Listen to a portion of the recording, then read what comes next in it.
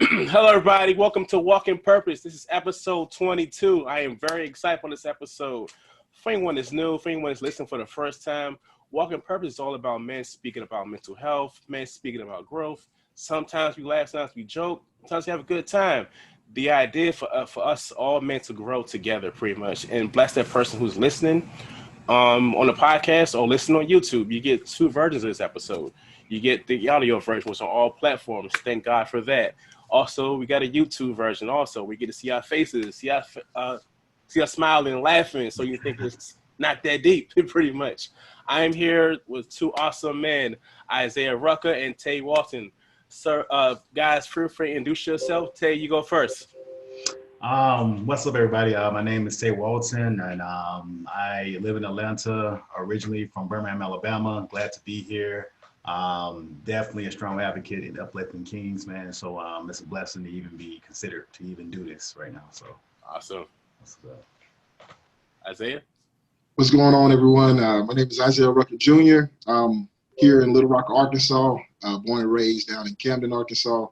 So this state has been my place that I reside for a long time. But man, I'm actually really elated to be here. I was excited to be invited. And man, I'm stoked about what's coming next. So let's get to it. Awesome. So before we start, for anyone who's listening, this is a different tradition we're doing right now. We call it King's Table, pretty much. So the idea of us men talking about men speaking out. So my first question to both of you is, what's the importance of men speaking out? Isaiah, you go first. Sure thing. Well, one thing I've realized is that, man, there's a blanket that has been cast over men for a long time, right? Labels like being strong or being weak have become the gauges that we've set for vulnerability.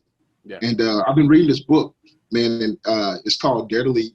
And I may reference it a couple of times throughout this conversation, but in this current reading, it's talking about vulnerability all the time, man. It's talking about the misconceptions and what it means. And many of us had the expression that vulnerability is weak, and so I equate that with the concept of mental illness, right? Whenever we hold so much in, whenever we decide not to unleash or release or all the pressures that may come upon us just by everyday life, when those things come upon us and we don't release those things, we tend to pop. We tend to get aggressive. We tend to get defensive. And a lot of these emotions that we naturally exercise with our natural communication with others, we fail to be able to release those things. So feedback, one of the things is like growth. If there's no feedback, there's no growth. And a lot of us are complacent in our lives because we don't speak out and get the feedback we need to get the information necessary to grow. And so imagine this. Imagine me troubled in my mind and troubled in my heart and troubled in my job and relationship, and I have no one to talk about it but myself.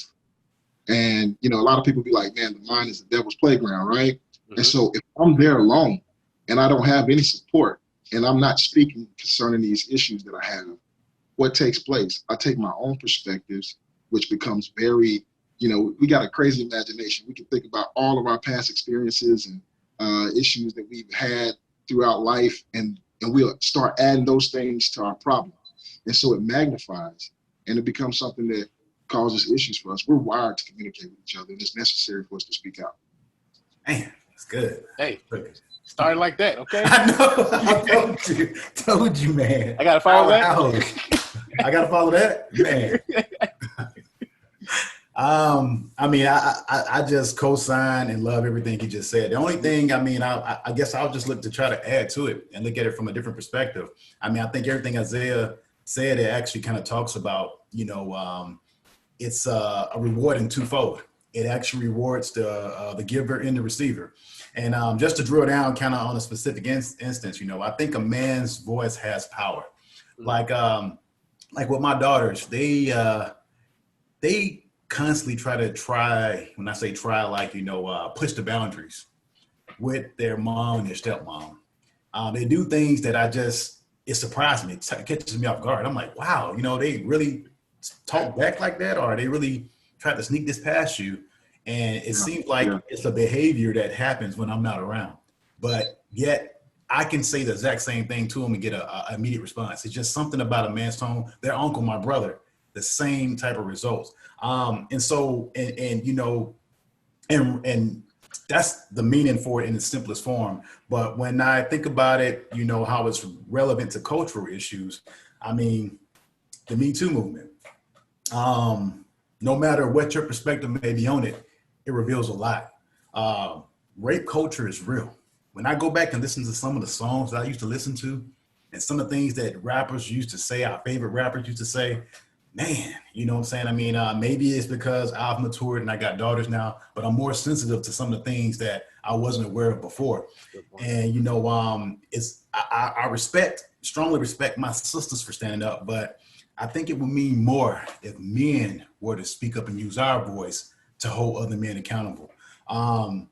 You know, if we, you know, spoke against the rape culture, because usually what it comes from is something that was passed down from another man to us, which we'll probably get into later on. But I mean, if we were as men to take a stand and preach, you know, or taught manhood and accountability versus whoredom and worldliness, may be a different perspective. It may be a different type of culture out there. But I think, again, it comes from us expressing ourselves and speaking out. Wow. That's a great answer. So let me add to this the importance of men speaking out. I saw this great analogy. This woman, I think it's on Facebook, right? And she was holding a soda can. So she kept holding like this and holding like this. This is the same thing as far as a man holding his emotions, holding his anger, holding his frustrations. So all that time you like this, just ready, just holding that anger, holding that depression, holding that breakup, holding that suicide, hold the thoughts that you think that no one can talk to you, that no one understands you. So all of a sudden you like this. And all it takes is someone look at you wrong, you go, what? Boom. And that's the importance of speaking out. The importance of trying to find that right person to talk to, because you can't talk to everybody about your problems. You can't, there are some toxic males you can't talk to. Oh man, that nigga soft, man. You can't talk to people like that. That's right. You need somebody that's going like, I understand where you're coming from. Even if you don't understand, let that person vent. It's been a lot of times when I go through my depression 10 years ago, my best friend CJ, who be tight from this day, and he's like, okay, all right, I hear you. Imagine what that does for that person. Okay, I can talk to that person again. So when you do get out of those stages of depression, you recover.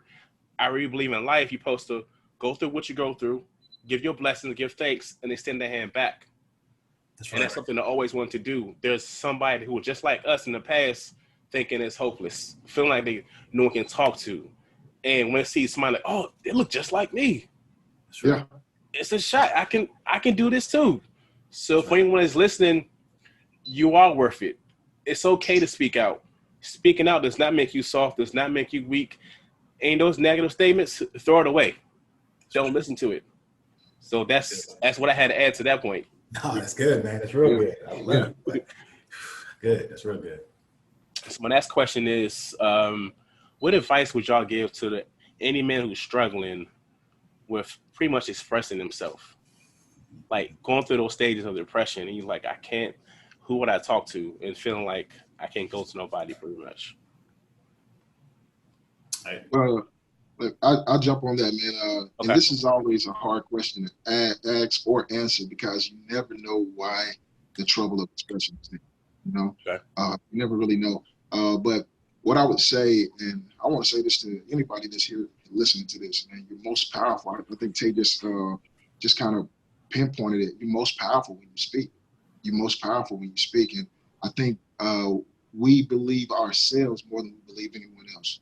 And so the more we are able to have those affirmations to ourselves, that's the more we're able to communicate with others. There's in communication, there's two responders and two receivers, right? And you got to be able to know who's there for you. You got to be able to know who's there for you. Sometimes it's hard, even though you know somebody's been there your whole life, even though you know somebody has loved you and cared for you, aided you and supported you your whole life. It's still hard to express what you're struggling with, because that stigma of being a man out there, that the thing that they told us about our feelings and our emotions, you can't have those things. You don't need to be vulnerable. You can't let anyone in. Those things become barriers, and it's necessary to have a paradigm shift. The only time we naturally have a paradigm shift in our mind is naturally when we get new information. And so what I would say is, study it out. Look at what you're dealing with. Figure out what you're dealing with for yourself and see what's there for you. And then when you're comfortable in understanding what's going on with you, it's okay to take some time to step to the side, separate from everything around you, because there's so many influences in this world.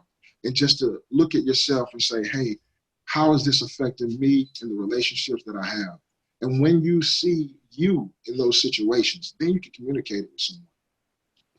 Man, just to piggyback off that, I mean, I think everything he said, I mean, it kind of roots back to, it almost takes a reprogramming, because when we were younger, we were taught like, hey, you fall down, get back up, walk it off. It's no talk about, hey, you okay? It's no check-in. It's no acknowledging that something happened and how you feel about it. You good? Let's walk off. We just told, hey, get up, walk it off. Quit crying. Yeah. While you're crying. I mean, these things are kind of inbred in us. And so when that programming happens, then we learn, we get to where when we meet something that this is our natural reaction. Hey, I'm not being tough. I'm not showing these things. It's going to the root, trying to find out what's the root that's causing them not to produce the fruit. Right. And, if we get back to that root of that programming, and and again, no matter who you are, it's never too late to create a happy ending. You can start today, because it starts in your mind. Then your mind, your thought goes to action, then action turns to a behavior, then that behavior turns to a habit. But you got to start here first. Start saying, hey, why do I react that way to hold things in? Why is it, why am I struggling with expressing myself? And it may just start with once a day. Hey, just something you feel, you express it. Find somebody like you talked about that you can confide in and express it. And then again, when you start expressing more, then that person doesn't burn you. Again, that's another part of it. When you open yourself up and somebody uses it to hurt you. Yeah. But if you got somebody you can trust and you can express, then it can become an action that you can make into a behavior, into a habit. But I think it's a reprogramming we got to get, because I know for myself, a lot of things that I learned when I was younger, I had to reprogram a lot. And I mean, man, I can go into a book about that just in itself. That's a powerful statement. And I agree with both of y'all, what y'all saying. And my advice is anyone who's struggling with expressing themselves, this is something that I've been through too, and I'm sure y'all have too. Myself 11 years ago, every day I'm in the mirror crying just to get out the house. Every day I'm in the mirror just saying, I'm not worth it. I'm telling myself, like you just said, reprogram. I had to reprogram my thoughts. So instead of saying I'm not worth it, yes, I am worth it. And to this day, I still reprogram my mind every single morning, because you may have those setbacks of just life in general. This year has been totally crazy. So you got to every day reprogram yourself. I'm handsome. You have to believe that stuff. Right. Even when you do have a wife and do have a fiance, you have to love yourself. If you're not giving yourself the great love you can't give it to no one else. You can't give it to your kids. You can't give it to your loved ones. You can't give it to your business. Don't burn yourself out trying to burn yourself. Build yourself up every single day for anyone's listening, pretty much. That's right. Yeah. Like the airplane says, man, get the mask and put on yourself before you put on others. Yeah. I mean, it's something to that. Right. Let's go to my next question. Have you guys ever experienced a time where in the past, when you're going through, whether it's depression or just life in general, where you express yourself and got rejected or got burned in the process? Oh, yeah. Man, yeah. I mean, many times, obviously, right? Mm-hmm. And often, I can recall moments from childhood, even up until now. And to be completely honest, this has been an ongoing thing, right? We deal with that every day. Just to generalize it, even though it's personal for me, it's also general for every individual that's present right here on this conversation, is that I'm rejected daily as a Black man. I'm rejected daily as a Black man here in America. And I have to cope with that daily. I have to go through each stigma about the uneducated Black man, about the father not being present. I'm a new father, and I'm a proud father. Yeah. And I'm, about the Black man not working, We have to go through those rejections every day. And, believe it or not, a lot of people, as we walk by them, they look at us like that. And I tell people all the time, man, like, hey, look, you look at me on the surface, this is my book cover. Talk with me. Talk with me. Read the book. Get the words that's here. Wow. And then you can figure out exactly who I am and value me for who I am. And I believe that's one of the things we're going to have to do, like with this rejection, man, because rejection it stems from a long line. Like I literally remember my mom telling me who I was going to be when I was young. And so if somebody told me anything different, it couldn't take what my mom told me. But there's a lot of individuals that didn't get that statement from their moms or that statement from their dads. And the social media, the television, all the networks out there are telling you who you are. The music are telling you who you are. And you literally feel rejected because these things they're saying don't fit in with this system. It don't work well with this system. And so just the expression of being who you are as a Black man in America, you got to deal with it every day. You got to cope with it every day. And one of the things you have to do is, I'm big on educating myself. I'm big on learning. I know that if I stop learning, I stop growing. And so the more action, the more activity that I have, the more opportunity that I have to express myself in those areas of who I am. Man, that's big, man. So much going through my head when you ask that question. So much. I can think about little small things that used to happen to me when I kind of felt rejection. I remember my brother was telling me when I was younger, he said, you smile too much. He said, people going to think you weak. Because he always had like this, his resting face was like a snarl, you know what I'm saying? Like he always looked like he was ready for something. Even to this day, even when he smiled, his eyebrows still look mad because he just been waiting for something. I can think about, the reason why I don't suppress myself, when I've gotten rejected was because of some things that was instilled in me that I can really think back to now. I remember when I was younger and I was still playing Little League football and my brother was in high school. He was he had moved up. But I used to go work out with them. We used to work out with Coach Sherman, and I used to work out with them. And the thing about it is I used to do the same exercises they did, and I ran the same drills they did. I was not the strongest them. I was not as fast as them, but he demanded the same amount of effort. He always focused on effort and not the achievement, and so that kind of got in my head about going real hard for something and not getting that, not worry about if I, got rejected or whatever. To me, the real loss was not trying at all. The real loss was, so it just kind of weighed heavy on me as I got older to miss the opportunity to put myself out there or say something, even if I got rejected or not, then to let that opportunity pass and never say nothing. That will weigh on me like crazy. That's my dog. Sorry, man. But that to me, what made me start saying, hey, when I lose, at least I know. Even to this day, if I give it my best shot, it don't go, at least I know. But it always weighed heavier on me if I didn't even try it off. It can be a pretty girl that I thought that I seen in the grocery store or something. And I know I caught eyes, but I didn't have my lines together. And I walk out and I think about that for the rest of the week. Like, man, I wonder what could have been. So that to me got me to where at least rejection, I know. Mm-hmm. That's a good point. I love both y'all perspectives. And for my answer was, I feel like rejection for me in the past kind of made me who I am right now in the future, in a sense. I remember when I was going through depression, it was really, really bad, like terribly going through it. I didn't understand what it was. This is like 2008, I guess. This is when they first had, those AOL messengers things where you're on a laptop and you talk to the person. Yeah. So I'm talking to my girlfriend at the time. I'm like, babe, I'm going through this thing. I'm feeling sad all the time. I don't know what it is. I don't feel like being here. So I'm thinking I'm going to get, that little support. And she goes, and started to laugh. So I feel like in a sense, I lost my innocence. So instead of me being that nice guy who always, being respectful, I was still respectful, but in the sense of, it made me feel like I can't trust anybody. So instead of having that smile, it's more like, Right. that me mug all the time. And I look at my old Facebook pictures. I'm like, damn, there's a lot of pain. There's a lot of pain in my eyes. Mm.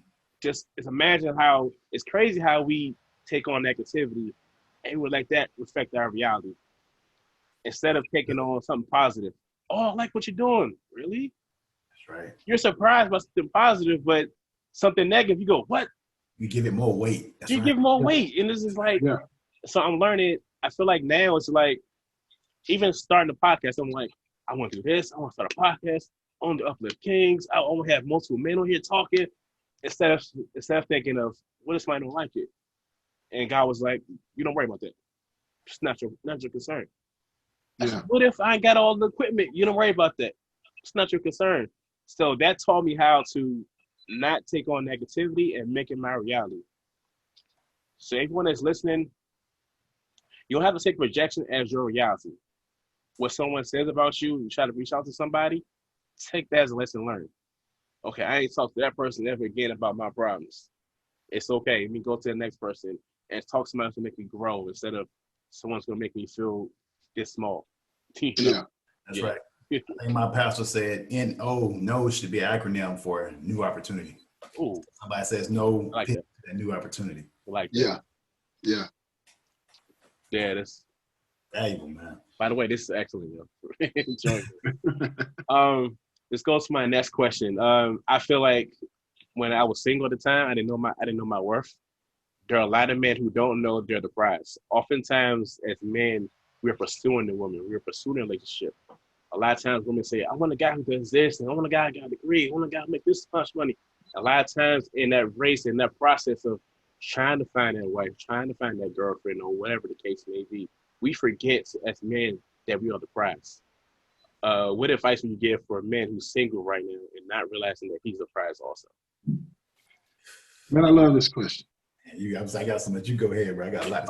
You want to jump in? I'll try to speak fast, but I mean, that's a hot question. I get that a lot, being involved in the music. Yeah. Got a lot of single dudes who come to me asking that question. I mean, but it's so much. It goes back to what you said earlier, Isaiah, talking about how we're looked at through the lens of other people. Yeah. I mean, it's commonplace now. Like, I go into these corporate circles and these corporate events, and the first thing, somebody talk to you and they ask you, what do you do? And it's almost like they're asking that to really qualify how they're going to treat you going forward. Wow. They want to see if you're important enough to get a certain level of respect or if you're not. And it's crazy because that's where I think that stigma comes from, where some men look at, they get their worth from the accumulation of things or what they do for a living. Mm-hmm. And so you'd be like, okay, you can see it. Somebody is a doctor or something. They come in with a different step. But then, somebody is a janitor, they feel a little different. Mm-hmm. But really, that's not your worth. It goes back to identity, man. Not to get real preachy, but again, like I say, that's who I am now. If you know exactly who you are, when women saying you got to make this much money to do this or that, that's because they don't know who they are. But if you a man and you know who you belong to, who you come from, that you are a royal priesthood, man. And I get emotional because the whole Chadwick Boseman thing got to me a little bit.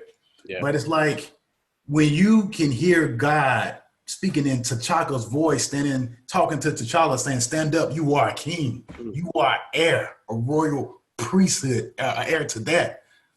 You don't think about things you accumulate here in the naturally and worldly, but the world, again, as men, they've been preaching whoredom and worldliness. When I say worldliness, you about accumulation of things are what you can do to impress somebody. You walk different. You have a different countenance when you know your purpose. But a lot of times men are not seeking that. They caught up in the world, listen to a rap song, say, you ain't this unless you got this chain on or drive this car. Or you listening to the women say who are lost, saying, I need a man to make more money than me bring this to the table.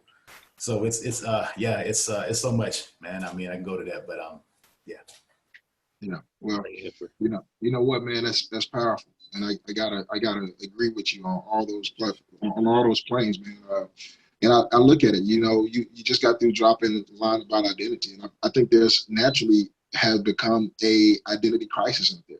And many of us don't know who we are, so it's hard to value ourselves or others. A while back, I came into some information, and I found to understand something that was very monumental for my life. Everyone knows something, but it's up to you. It's up to the individual to figure out what they know. Now, let me explain that. It sounds real simple, but let me explain it real quick, because what takes place is when you have to go find what someone else knows, then you also understand that there's a value that they have.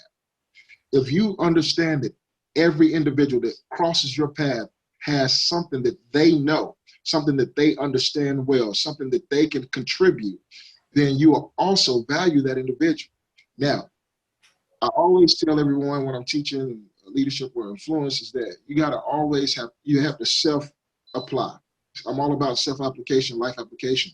And so I must understand in the same sense that there's something that I know, right? There's something that I can understand. There's something that's valuable about me. And a lot of times we've learned that, hey, a man is a protector, a man is a provider, a man is all these things, right? But those are outward expressions. All of those are outward expressions. But if a man is a protector, a provider, these are all characteristics of a king. You got to call yourself sometimes. You got to put the crown on and say, I'm king today. Good. Wow. I'm king today. And you got to walk like it. And you got to talk like it. You got to present yourself without disrespect. Because we understand, and I'm going to go straight to the Bible, right? And because all men, we know a lot of men talk about that Proverbs 31 woman, right? And they get excited about that Proverbs 31 woman. She loaded. She can do all these things. She bringing in the loot. She know how to make the clothes and the tape. She keep the house clean. She cooks. She over there buying properties. She's a merchant shipman. She's loaded with product. But they forget the first portion. And it was to King Lemuel. It was to the king. And it was from his mom. And it said a prophecy from God. It said, it's wise that you keep a sober mind. This is paraphrase, right? It's wise that you keep a sober mind so you can judge righteously. And just to understand it, the perspective to be able to judge others righteously, you got to also be able to take that home and judge yourself righteously. I can't call myself king if I don't see myself as a king. So I got to put the crown on today. And I'm gonna tell everybody out there, anybody looking at it, looking at this podcast, anybody engaging in these conversations or needing to be engaged, I engage you today, and I encourage and compel you to put your crown on and stand up, man. Talk like a king. You are. Uplift kings, man. Yeah. And that's funny you say that, because that was the idea when I first started Uplift Kings, because a lot of guys don't know their worth. A lot of guys walk around with their head down off of society, or what someone told them, off of breakup, off of situations. And I've been that way myself. Yeah. And like, you're a king, walk with your head up high. That does not mean that I'm arrogant. That does not mean that I think I'm better than the next person. That means I know my worth, no matter exactly what. And it also means I know what I bring to the table also. So it also means that you have to bring to the table also. Instead of just you bringing, it can't be just sex. That's right. You gotta, excuse me, you gotta add something to the table. You gotta add the same thing that I'm giving, pretty much. So that's the amazing idea for Uplift Kings. Like, you're a king, walk with your head up high, no matter what life throws at you. It takes a reprogramming. Yeah. I mean, like Isaiah said, man, we're black. Yeah. And we've been, our ancestors, to me, I think I heard somebody say this online, or somebody said, if you're black and you are alive today, you're a miracle. Thinking about all the stuff that our ancestors been through. Wow. And he's saying, like, we've got trauma we got to shake off from people, like, you had to hold your head down. You can make eye contact with white people. It was all kind of different things to keep us, and they attacked the man to break the woman. Yeah. You know what I'm saying? They'd be like, hey, this is y'all strongest person. I'm going to break him down in front of you. So again, it takes a reprogramming to realize our kingdomhood. And some men don't know how to be kings. You gotta definitely give that disclaimer of what a righteous king is what Isaiah was talking about versus somebody who's just being arrogant. Yeah. And saying, hey, I'm a king. And can I just jump right back in on that? Because Sure. I like that. And I like the fact that we need to reprogram our perspective on a lot of things. Because even looking at, I was at work one day, and one of the gentlemen that work under me, I asked him a question. I said, what's your thought process concerning the word black? What's your thought process concerning the word black? And I want to say word black because it's not a color, okay? And they said, well, when I think about black, I think about evil, I think about destruction, and all these other negative connotations. And I said, so when you call yourself black, you think about being evil?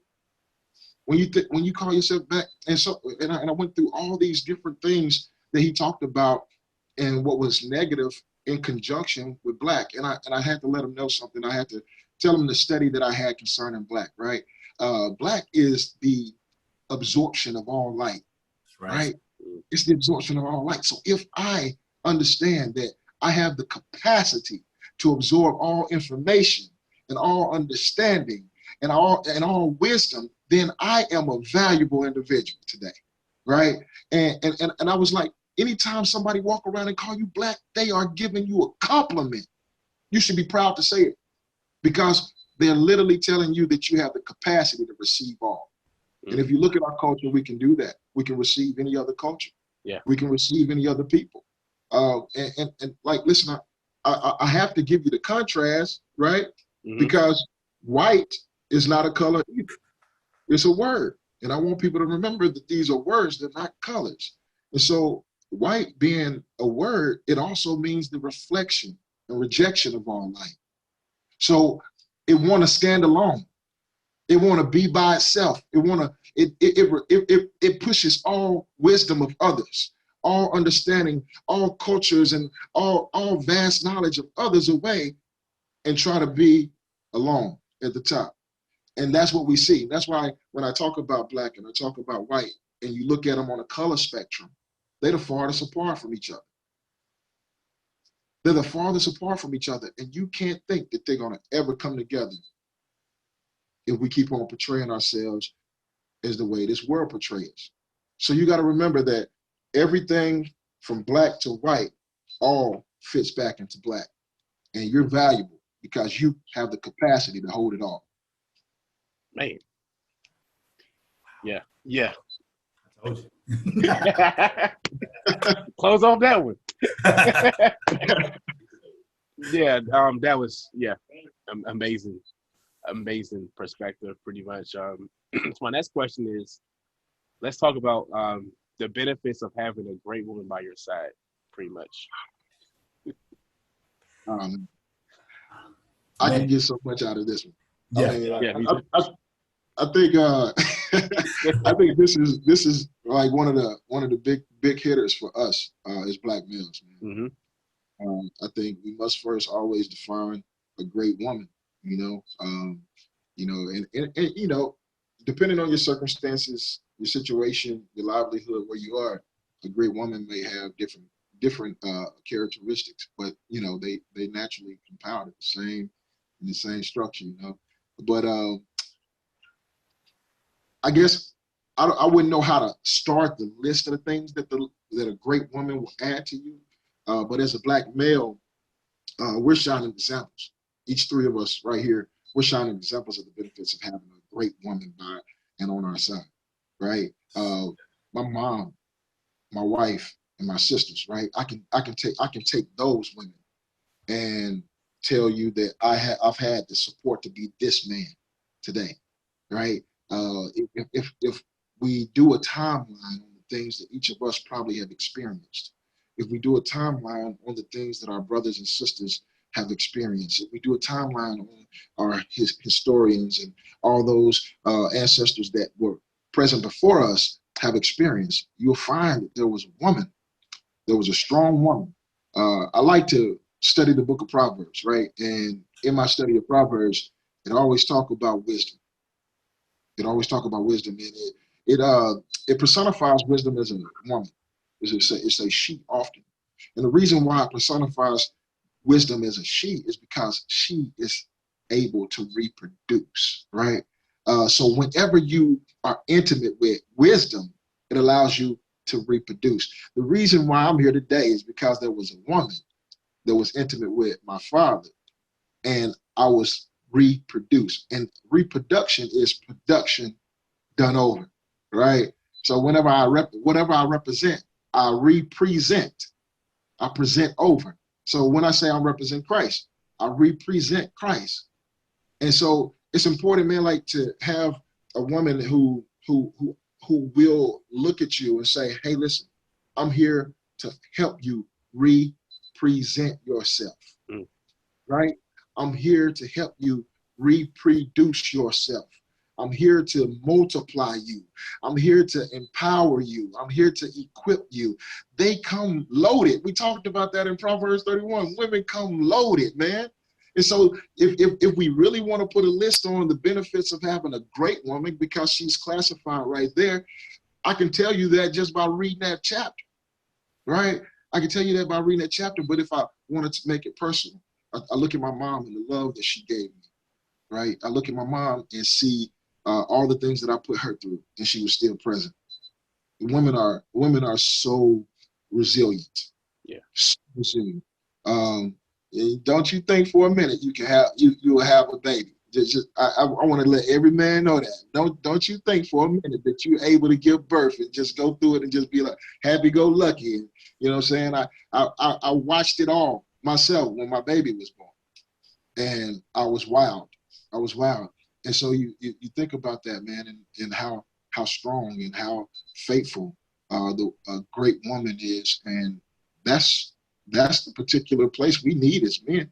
Like we need someone faithful because we want to be that same thing. And so the woman that we desire, we also have to be able to empower her to be the best she is. You know, all those attributes that she come with, we got to make them. We got to do everything we can to fortify them, lock them in, and reassure and assert that, hey, babe, you're awesome. Hey, mom, you're great. Hey, sis, you're amazing. And they don't have to settle for less. Appreciation, man. Yeah. Wow, man. Amazing perspective. God, it's so much that can be said to what everything that Isaiah said, man. I mean, again, piggybacking off of him, I mean, I think in analogies. So again, disclaimer for that. But I remember when I was younger, you know, I mean, like I say, I know it'd be crazy to even tell these crazy stories because I know some people who live in their past all the time and it's their justification. But I used to be ghetto, like real ghetto, and I had a car called the Ghetto Blaster. That was my car in high school, and the reason it was the Ghetto Blaster because people can hear me from a mile away. And I mean, I think women are amplifiers, man. Like he said, multiplied amplifiers. And I mean, like, you know, in the simplistic way of explaining the amplifier, you send a signal through it, then it actually powers that signal to go to the speakers and make it sound better. Yeah. You know, I mean, when we talk about benefits, it benefits everything. I mean, good times are twice as good because you got somebody down with you to share it with. Bad times are half as bad because you got somebody to go through it with you. And I mean, you can have the wrong amplifier and your speakers won't sound good. You can actually put it in with no amplifier and your speakers won't sound good. But if you get the right amplifier, and now for those who want to take this and say, you know what, I'm with the wrong person, that's why I'm not where I'm at. No, there's a lot to go through that. Your radio system might not be good anyway. What's the wattage of your radio system? Have you tuned that amplifier to get good sound out of it? There you go. There you go.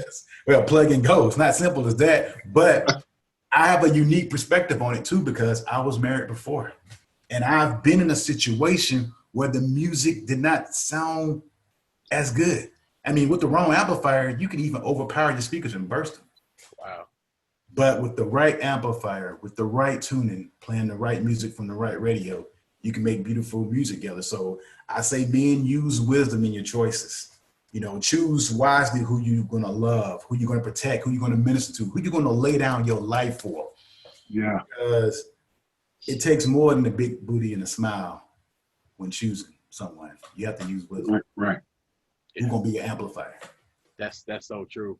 I definitely agree with that. As far as the amplifier, just having that right match, pretty much. I'm gonna tell you how it is for me. It's like I remember in the past relationships, and I was telling my ex about my dreams, what I wanted to do. A lot of stuff I was talking about was stuff happening right now to this moment.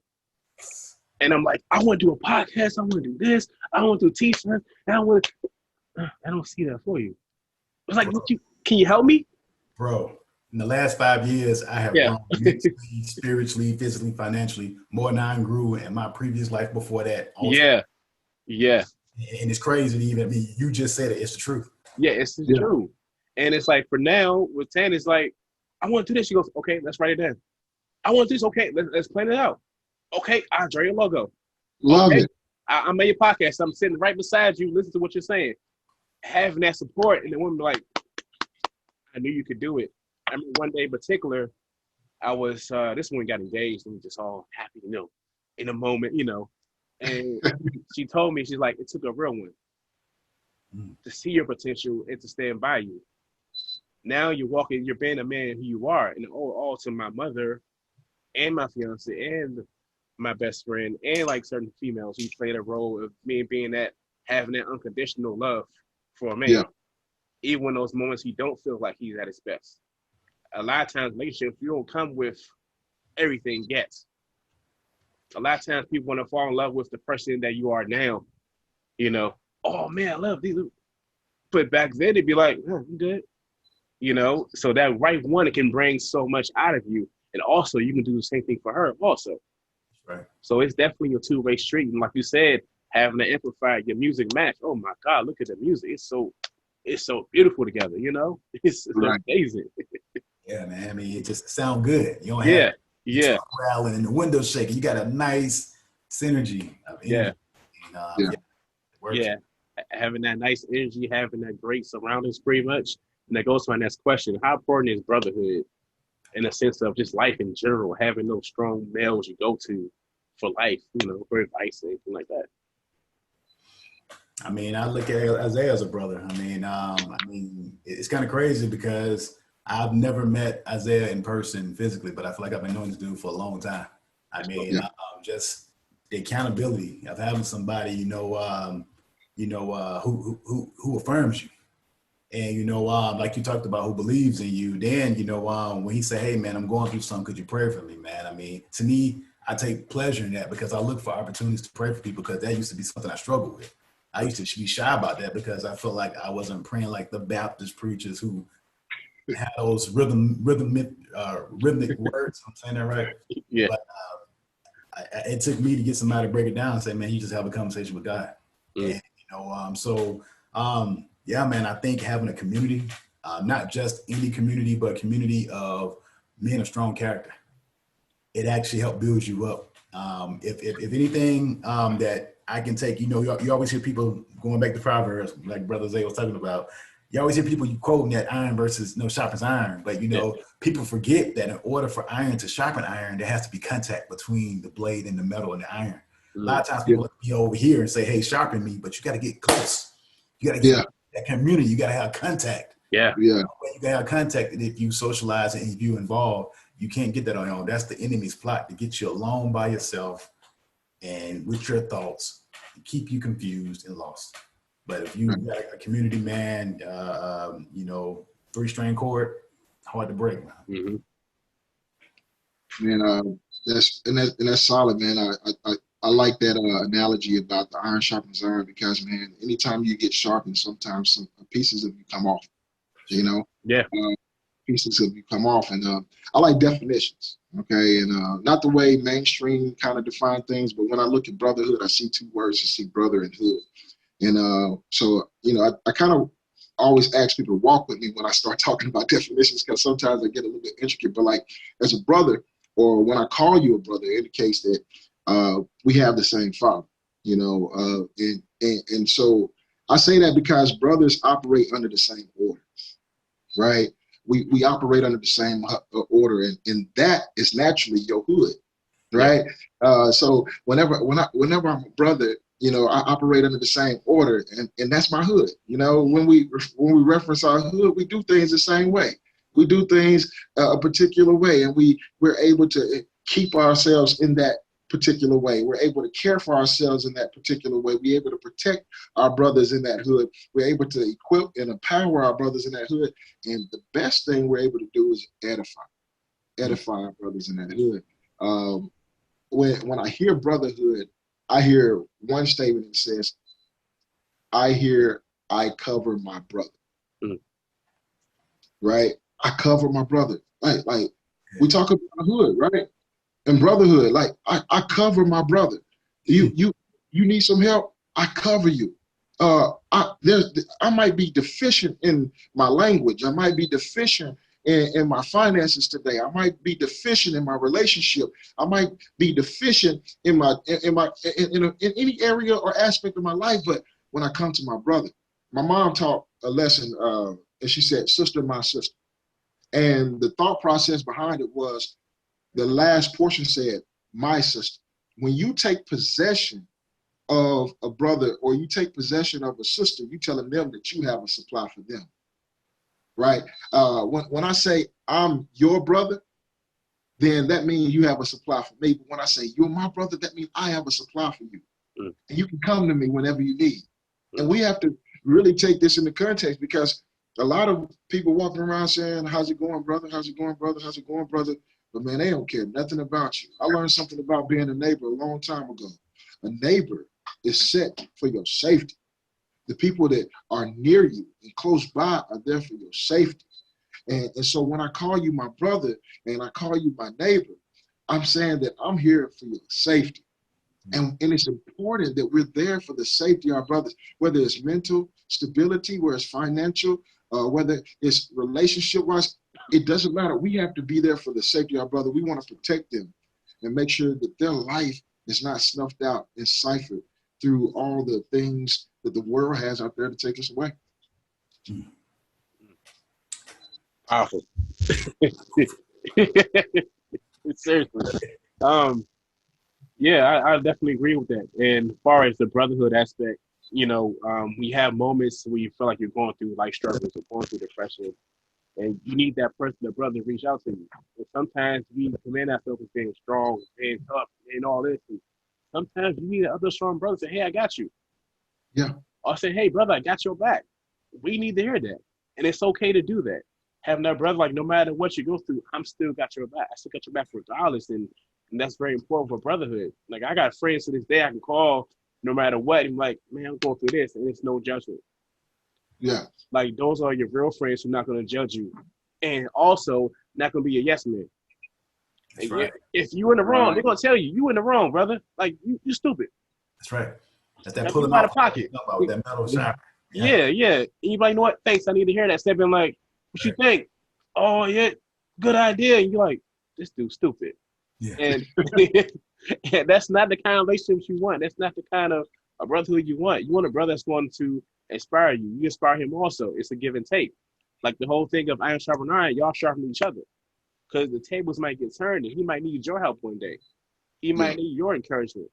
You never know how your words can inspire the other man to push forward.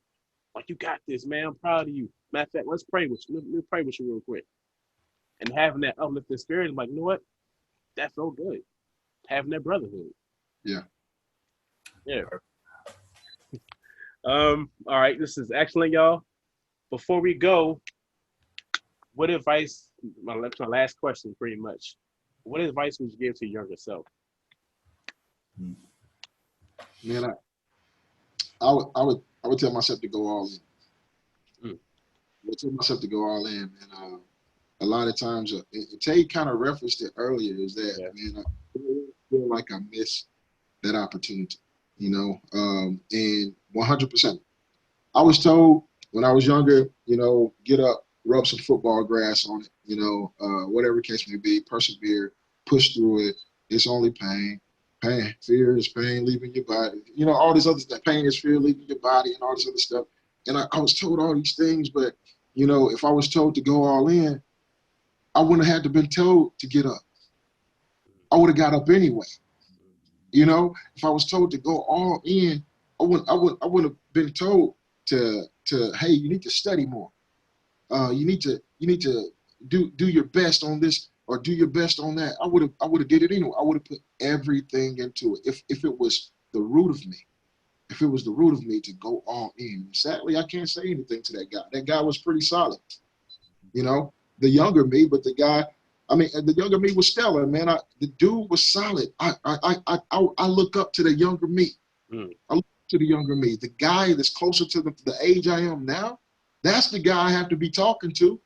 7 years ago, that's the guy I had to talk. That guy right there. You know what I'm saying? 8 years ago, that guy right there is who I got to talk to. Who I would have to tell him that you have to put down some things. You're carrying too much.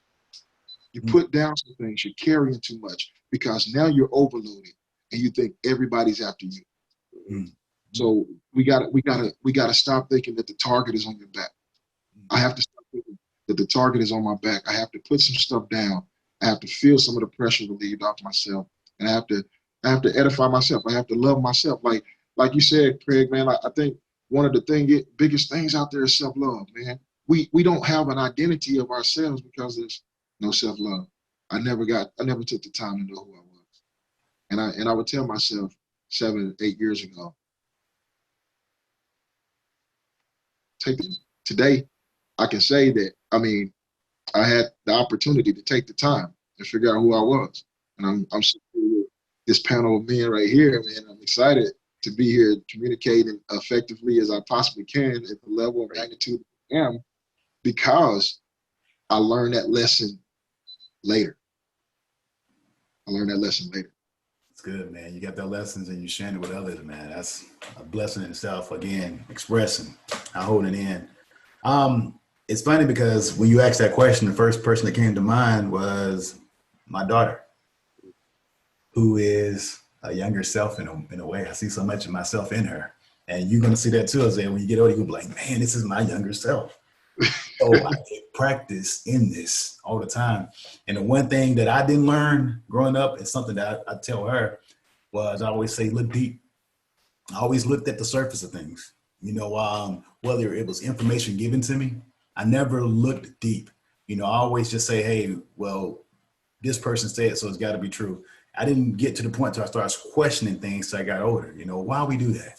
I mean, it's the same thing when you talk about faith. Sometimes people just, you know, say, hey, like I'm from the South. I don't know how they do it up, you know, anywhere else. But I mean, it used to be, man, when it was lightning and rain outside, we turned off everything and stayed in the middle of the house.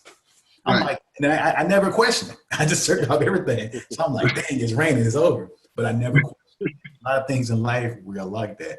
We just do things. We go back to what we're talking about, you know, the topic of this. So, you know, they lied to us.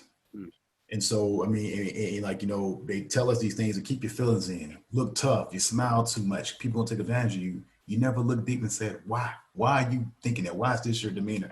And so, I mean, I just know that I've made it to where I am today, man. I've come so far, man. I just think that I had some praying family members or whatever, man, because I have 2 best friends I grew up with right now that we the same environment, same everything, but they're not here. I mean, it's not like, you know, they're not here for just like natural reasons.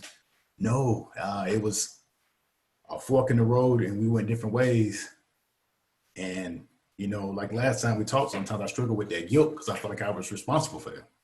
Like you said, you're my brother, I should cover you. And a lot of times I feel like I didn't cover them. But I think those who have prayed for me, man, and who have covered me, man, I'm just thankful and I don't take it for granted. So if anything, I just tell my daughter, look deep, not just at what's said to you, look deep at people's character, look deep at the information that's given to you, even from the television. Just look deep. Love it. Yeah. Love it. And to add to that, something that I would tell myself is to keep smiling and keep walking your purpose. Like years ago, I would not smile at all because I thought of my inner thoughts. My inner demons were taking over how I view myself on the outside. I never view myself as handsome. I feel like I had to catch up late to like, oh, you look good. Whatever. I don't feel like it. You know, that's how I felt at the time. And I'm learning to, like, when I do certain things, not to be doing this. Yeah. Like, a lot of times we so Yeah. concerned about what everybody else think. Oh, I shouldn't post this. I shouldn't promote what I'm doing. I should put my podcast. Like, no, take that off. So I learned it when I say walking purpose, I mean you literally are a walking purpose. Like your life journey continues until you die. So while you're here, enjoy your journey. Don't look at, oh man, that person, that person. No, continue to enjoy you, enjoy your life. That's what I would tell myself because I had a hard time dealing with that, a hard time believing in myself, and a hard time just loving the person that I am. This pandemic has really taught me to look inner at my inner self. And I feel good that I feel love for myself. Like this feels good. And to say that years ago, I'd be like, nah, that wouldn't happen. If anyone's listening, you can still fall in love with yourself. Continue to walk in your purpose. Continue to smile. It's okay to smile. Smile doesn't make you weak at all. You know, a lot of people are smiling. We're going through stuff and we're still smiling. You'll never know that. You know, so continue to push forward pretty much. Thank you guys so much. This was amazing. I'm looking forward to this interview all day, to be honest with you. Yeah. And that's why I hit y'all up. Hey, we still on for the day. No, I was hype about it, man. I mean, I think it went the way it was supposed to. Man. I'm glad we got together, man. I think this is a powerhouse, man, for real. Yeah. I know you that's for people when they see this. I know it. Yeah. Yeah. So we definitely will do it again. Yeah, man, I'm stoked about it, and it's a special thing. I tell myself this all the time: is everything I learn is an opportunity to learn more about me, you know. And I think I think we have to get selfish sometimes, right? We have to get selfish sometimes. My brother told me when I was around 20, 21 years old, he told me I wasn't a man. I was like, what? You got some nerve, man. Tell me I wasn't a man. He said, you giving everything you got to everybody else, and you haven't helped yourself. And it's important for us to be selfish a little bit so we can support effectively and make a statement when we're doing it and help like we should at the capacity that we should be able to help. I would just tell everybody, man, everybody, hey, find some time for yourself. Find some time for yourself. Awesome. Guys, before we go, tell the audience where to find you for our social media, Facebook, Instagram, or whatever you got going on currently. Before we go. Well, yeah, you want to jump in, Tate? Go ahead. I mean, well, yeah. You can find me on Facebook, Tate Walton, Instagram, your_inner_fitness. your_inner_fitness_coach. Yeah, I had to do that because somebody had stole my name, so I had to do it. Oh, thank you. But I'm also, me and the brother Isaiah, we're a part of a comprehensive team that's begun to roll out something that greatly benefits our people in these communities. Definitely, you can go to www.wealthripple.com/FB as in Facebook, FB as in Facebook, and check out Wealth Ripple. It's something that's cooking up this big. Join the group. You learn a lot more about it. I'm sure Brother Isaiah can just chime in some more on that too. Yeah. So obviously, I'm not too much of a tech guy. I'm not too much of a social media guy. But I'm integrating in. I'm getting better at it, and I'm engaging a little bit more. And one of the reasons why I was so happy to be here on this podcast. But you can also find me on Facebook, Isaiah Rucker, and obviously my affiliation with the Rock Solid Foundation of Wealth Ripple. Man, we're excited about being able to do what we can to support businesses and communities for our people, man. So if you get an opportunity, please do check us out on Facebook, wealthripple.com. You can see us there, man. And just take a look, see if we have something that can benefit you, and all smiles. Awesome. Thank you guys for tuning in. For anyone who's listening, Walking Purpose episode is every Sunday on all major platforms. It's also on YouTube also. Thank you so much for tuning in. Second.